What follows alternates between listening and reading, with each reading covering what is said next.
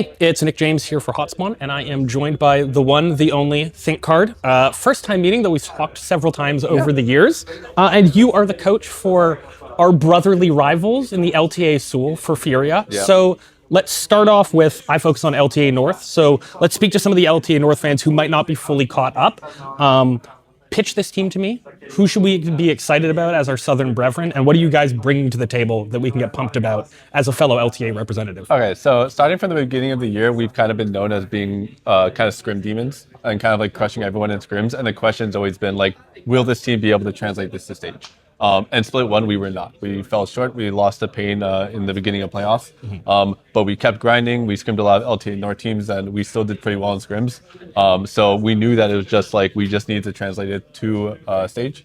And so by split two, we kept on working on it. We were finally able to do it. We're a very explosive team. You can see that we played Yasuo Game 3 of Grand Finals, Yasuo ADC. We have a lot of passion. We have players that like stand up like as we're like going down and killing the next, that like yelling things, like really excited about FURIA. So just in general, and we are the youngest team at MSI.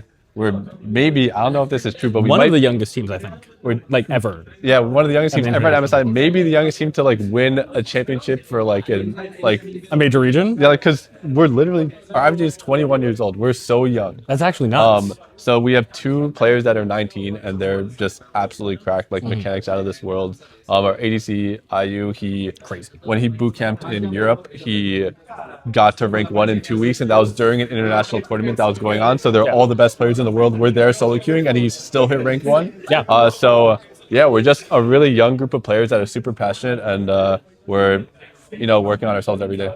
Yeah, so another thing that in sort of catching up with LTA South and watching you guys over the split, something that I've noted is you guys almost play more leaning into the meta than like some NA teams. Your drafts are very traditional League of Legends. You're going to set up your top laner for a fight. You're almost certainly going to have an engaged support, classic marksman, bar like some Yasuo attack and that kind of stuff. And I'm just sort of interested to know, did that style come out, because obviously there's been the big Fearless change. Did the style of sort of leaning into the meta come out during that process? Because often what we'll see with like secondary, tertiary regions is like, there will be really weird pocket picks that come up all the time. I think of Levi's Shyvana, for example, of course, yeah. Right? So yeah, what was the approach for building out what I see as like, I almost think back to like TSM 2019 kind of like style of play. What was the process for building that out, and why approach it that way? Well, I think our players, for the most part, they just have a lot of trust in me. So if I have like certain ideas and certain things I want to do, they're usually down to do it, or at least try it. Awesome. And vice versa as well. I think like we have a lot of creative drafts that we were able to pull out, like the Yasuo. We did a Zed mid into Talia. We have a lot of interesting things, and the players will come into the office and they'll be like, "Yo, I think this matchup's actually good. Like we should try it." We played an Azir top game into Gwen. Oh, yes. Yeah. So that's just my players being really open, being really creative. They spam a ton of solo queue. So they have a ton of games and a ton of just ideas, and they're able to kind of come to me with those ideas, and then I kind of like slot it into a draft and kind of make it work. So it's definitely a combined effort. Yeah, awesome. Then the next question is, you've talked about some of the players, IU.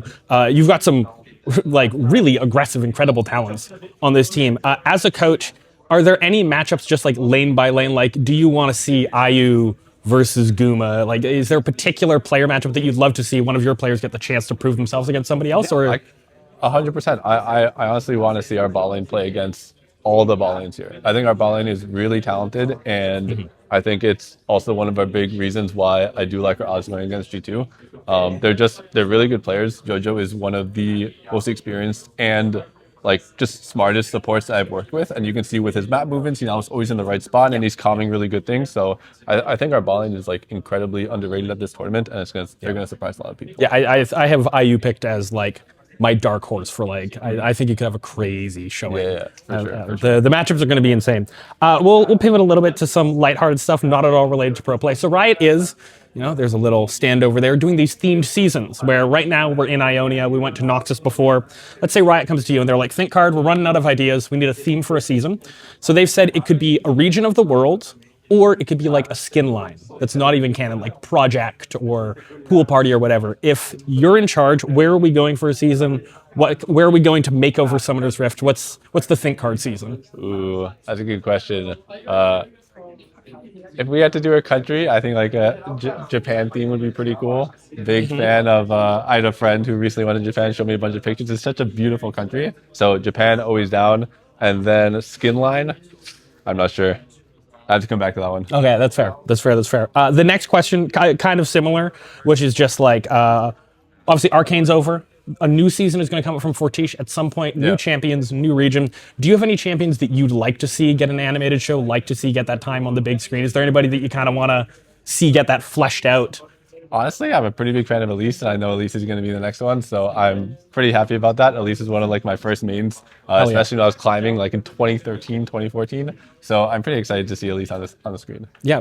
So then, as an Elise fan, what was that bite marks fight scene? Getting to see one of your favorite characters animated, throwing down with Katarina in front of that noble wife. It was cool. Honestly, it was cool. I obviously never seen that skin before, so the skin was kind of surprising to me.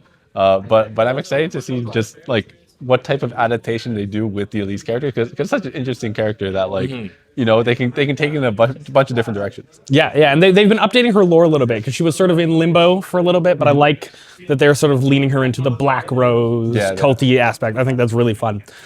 So the next question is just sort of more generally looking at MSI. Obviously, start of the year, Fearless was planned to be, you know, the unique thing for Split 1. Yeah. And now here we are at MSI, and it's going to be the whole way through. So how are you as a coach, as somebody who has to coordinate your players through this brave new world, how have you been finding Fearless, and just, what are your opinions on it now that you're coming into this big international that wasn't necessarily originally planned to be Fearless? So I love Fearless. Something that in the beginning, I honestly thought that it was just going to be, you know, like complete coach diff, like whichever coaches are better, just going to kind of like do really well. But something that I kind of learned is that like, say I had really good prep going to game 1 and it wasn't Fearless, then and we outdraft someone, then the enemy team, they're like, oh shit, but they don't have to worry about any of those champions anymore. So it's like, all right, like we don't have to worry about that anymore. And so like, say we take our series against G2 in 2023. They had to ban Senna game 2 because game 1, like we obviously really well with it. So stuff like that is a little bit different, which I kind of underestimated. But overall, I think it's like an incredible change. I think it really rewards quick problem solving, which is something that I find really fun. And I think the fans like Fearless for sure a lot better. Oh yeah, for sure. You know, it's I was a little bit against Fearless when it first came around, but I think I was like so used to old draft that was a little bit hard for me to come around on. But like I look back and I'm like, hey, if we had Fearless, I wouldn't have had to watch Crown lock Malzahar 3 times in a row into Faker unbanned, and like that's the whole series. That's it, done. I'm similarly. I had an interesting conversation with LS actually. I think this is far less likely than Fearless being implemented, but he said Fearless isn't enough, despite sort of being one of the people who popularized Fearless. He thinks we should go to bans carry through, Iron Man as he's calling it, where bans stick through every game. As somebody who enjoys Fearless, is that a step too far, sort of in theory? I don't think it's a likely change. I think it's too far. Like, just take ADC. Like, there's some bans, there's some games, especially us versus Pain, where there's like 6 ADC bans, then we lock, like, you still have to lock in 2 ADCs. There no ADCs for game 2 and then game 3. So, like, I like the idea, don't get me wrong. Like, maybe it's like only champions you ban 4 or 5, like, or something like that. But I think if there are 10 bans per game that goes to a 5-game series, it'll be fun to watch, but it's going to be, that's so insane. messy. That's literally insane. Yeah. Awesome. Well, thank you for taking the time. Thinkcard, absolute pleasure to talk to you. Anything you want to say to LTA South fans who are watching, cheer for you guys? The camera is yours. Of course. We're trying really hard to make you guys proud. And thank you for the support. You guys have said a bunch of kind words to us and supported us really well throughout this entire split. And yeah, we're trying to do this for you guys. Hell yeah. Well, I mean, when I think of your tenure at LTA North, I think of a bunch of teams that upset when people didn't think they would. I think of Golden Gardens, I think of Clutch, you know? Yeah. So I'm very excited to see what you guys do. And thank you so much for taking the time.